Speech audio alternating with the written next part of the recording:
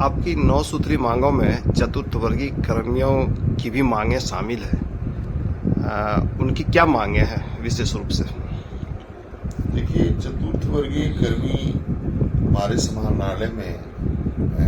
कार्यरत हैं। समाहरणालय और संलग्न कार्यालय अनुमंडल, प्रखंड और अंचलों में कार्यरत है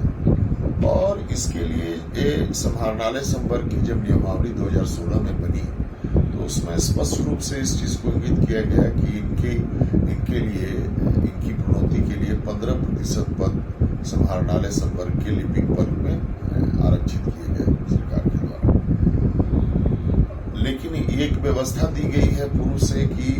एग्जामिनेशन के माध्यम से प्रमोशन की व्यवस्था दी जाए। आप और हम सभी जान रहे हैं कि चतुर्थ वर्गीय कर्मियों को समय नहीं मिल पाता है पढ़ने के लिए या किसी अन्य तरह के कार्य के लिए।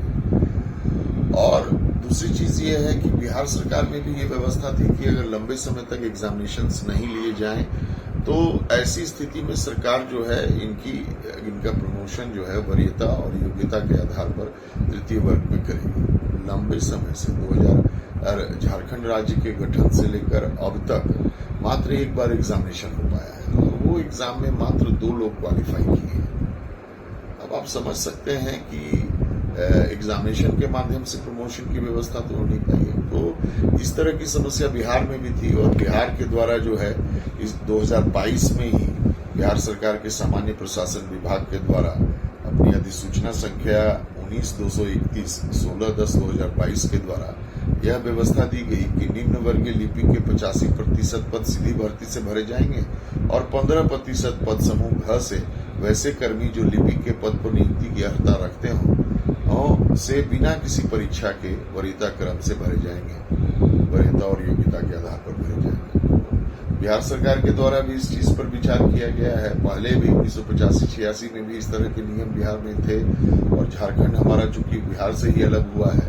और चूंकि इस तरह की व्यवस्था न्यायोचित लगती है तो हम लोगों की यही डिमांड है कि ये जो बिहार सरकार के द्वारा लागू किया गया है उसको शीघ्र से शीघ्र जो है इससे संबंधित अधिसूचना निर्गत किया जाए।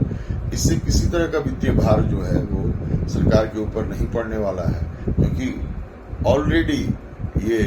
उससे एक लिपिक वर्ग के वेतनमान से, निम्न वर्गीय लिपिक के वेतनमान से कहीं अधिक वेतन जो है प्राप्त कर रहे हैं। तो हम लोगों की यही मांग है और जायज न्यायोचित प्रतीत हो रही है। सरकार को इस पर गंभीरता से विचार करना चाहिए और इन लोगों के द्वारा अन्य मंचों के माध्यम से भी ये बात रखी गई है। लेकिन चूंकि समाहरणालय संवर्ग का 15% पद रिक्त रह रहा है एग्जामिनेशन नहीं होने और इनके प्रमोशन से, तो इसलिए हम लोगों ने इनकी मांग को प्रमुखता से रखा है और हम इच्छा रखते हैं कि हमारी संवेदनशील सरकार जो है इस पर समुचित निर्णय लेगी और शीघ्र से शीघ्र एक टाइम बाउंड में